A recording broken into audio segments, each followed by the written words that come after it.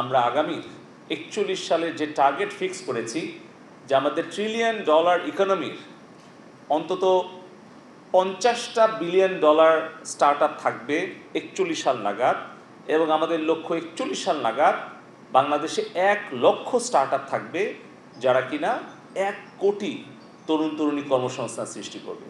সেই চূড়ান্ত লক্ষ্য নিয়ে আমাদের ট্র্যাডিশনাল যত বিজনেস প্ল্যাটফর্ম আছে তাদেরকে টেকনোলজি সাপোর্ট দিয়ে স্টার্ট আপ মুডে যদি আমরা নিয়ে আসতে পারি, তাহলে আমাদের বিশ্বাস যে স্টার্ট আপ কালচার আমাদের তারুণ্যের যে মেধা, প্রযুক্তির শক্তি আর এই স্টার্ট আপ কালচার মিলিয়ে আমরা একটি স্মার্ট ইকোনমির ওপরে নির্ভর করে 41 সাল নাগাদ আমরা ইনশাল্লাহ বঙ্গবন্ধুর স্বপ্নের সোনার বাংলার আধুনিক রূপ একটি স্মার্ট বাংলাদেশ গড়ে তুলব। আমাদের বাংলাদেশে 2010 সালের পর থেকে এখন পর্যন্ত যে 2500 স্টার্ট আপ অপারেশনাল আছে, এখন অনেকেই বড় হয়েছে, অনেকেই বড় থেকে ছোট হয়ে গেছে, অনেকেই মাঝারি থেকে হারায় গেছে, আবার অনেকে ছোট থেকে মাঝারি হয়েছে।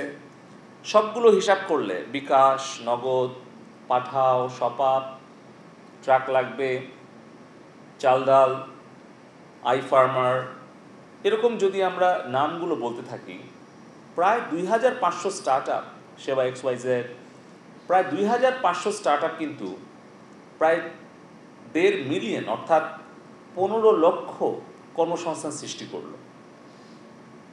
এবং আগামীতে আমাদের যে লক্ষ্য, যে স্টার্ট আপগুলোকে সফল করার জন্য যে ট্র্যাডিশনাল ফাইন্যান্সিয়াল সিস্টেম এটা কখনোই কার্যকর হয় না। তখন আমরা দেখলাম একদিকে যেরকম কোয়ার্কিং স্পেস দরকার, আমরা দেখছি আমাদের এই আইসিটি টাওয়ারের 15 তলায় আমরা কোয়ার্কিং স্পেস দিলাম। এখানে সোনিয়া বশির কবির আছেন, SBK ভেঞ্চার্সের ফাউন্ডার।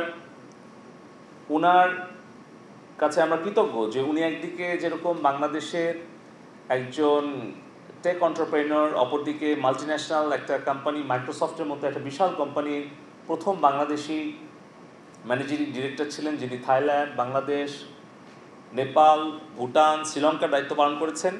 অপরদিকে আমাদের কিন্তু স্টার্ট আপদেরকে উনি বিজনেস 101, এখানে রূপক আছে, আমাদের আইডিয়ার পিডি, এবং এখানে আমাদের স্টার্ট আপ বাংলাদেশে অনেক, এখানে হাসান আরিফ ভাই আছেন। আমরা কিন্তু শুরু করেছিলাম যে সাকসেসফুল এন্টারপ্রেনারদের, অভিজ্ঞ উদ্যোক্তাদের মাধ্যমে তরুণ উদ্যোক্তাদেরকে কিছু মেন্টরিং, কোচিং, গাইডেন্সের ব্যবস্থা করা। এটা অনেক সময় টাকার থেকেও বেশি প্রয়োজন হয়। রিয়েল লাইফ এক্সপিরিয়েন্স থেকে যখন একজন এন্টারপ্রেনার, একজন মেন্টর যখন একজন ইয়াং এন্টারপ্রেনারকে গাইড করে, সেটা অনেক সময়ে অনেক বড় বিনিয়োগের থেকেও অনেক বেশি কাজে লাগে। তো আজকে আমরা আনন্দিত যে এই 2500 স্টার্ট আপ যেরকম সফলভাবে আগাচ্ছে, অপরদিকে আমাদের কিন্তু 10 বছরে প্রায় $1 বিলিয়ন কাছাকাছি বিদেশি বিনিয়োগ এসেছে। আমরা start up Bangladesh limited company কেন প্রতিষ্ঠা করলাম? কারণ বাংলাদেশের যে ব্যাংকিং সেক্টর, ফাইন্যান্সিয়াল সেক্টর, তারা স্টার্ট আপে বিনিয়োগ করতে ভয় পায়। কারণ তারা মনে করে যে একটা যদি বিনিয়োগ করতে হয় তাহলে তার জামানত লাগবে, সেই জামানত ছাড়া ঋণ দিতে চায় না, ঋণ থাকলে সেটা একটা ইন্টারেস্ট চায়। কিন্তু আমরা দেখলাম সিলিকন ভ্যালির যে গত 100 বছরের স্টার্ট আপ কালচার, সেই ইন্টেল থেকে শুরু করে আপনার ওপেন এআই পর্যন্ত, এখানে কিন্তু বিনিয়োগটা কিন্তু কেউ ঋণ হিসেবে দেয় না, ইন্টারেস্ট দেয় না, কোনো জামানত নেয় না। তার একটা ইকুইটি ইনভেস্টমেন্ট থাকে, ইন্টেলেকচুয়াল প্রপার্টির উপরে ভ্যালুয়েশন করে তারা ইনভেস্ট করে।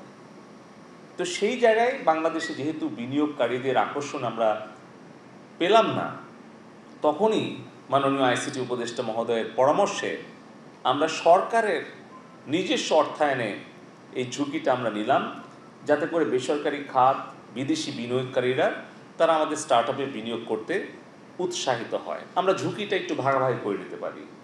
আমরা সোফার গত 3 বছরে প্রায়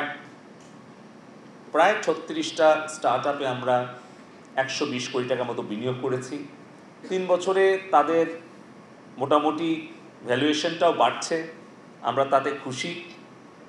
এবারেও বাজেটে মাননীয় প্রধানমন্ত্রী আরও 100 কোটি টাকা বরাদ্দ দিয়েছেন স্টার্ট আপের জন্য।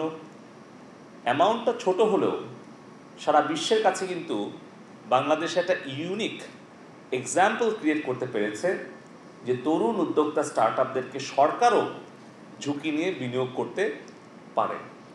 তো আমরা এই স্টার্ট আপ সামিটটা, যেটা সামি ভাই বললেন, আয়োজনের ব্যাপারে মাননীয় আইসিটি উপদেষ্টা মহোদয়ের যে নির্দেশনা পেয়েছি যে বাংলাদেশের যে 18 কোটি মানুষের দেশ, 13 কোটি ইন্টারনেট ব্যবহারকারী, বাংলাদেশের যে কোনো জায়গায় সড়ক পথে মোটামুটি 5 ঘন্টা 8 ঘন্টা বা 10 ঘন্টার মধ্যে চলে যাওয়া যায়।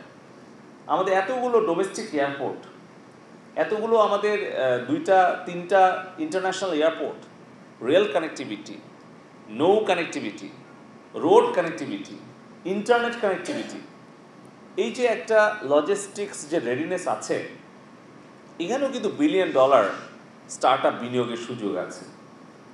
আমাদের ল্যান্ড, পাওয়ার, এনার্জি, এডুকেশন, হেলথ, রেলওয়েজ, আমরা অন্তত 10টা মন্ত্রণালয়ে আমরা 10,000 স্টার্ট আপকে আমরা কিন্তু অ্যাকোমোডেট করতে পারি।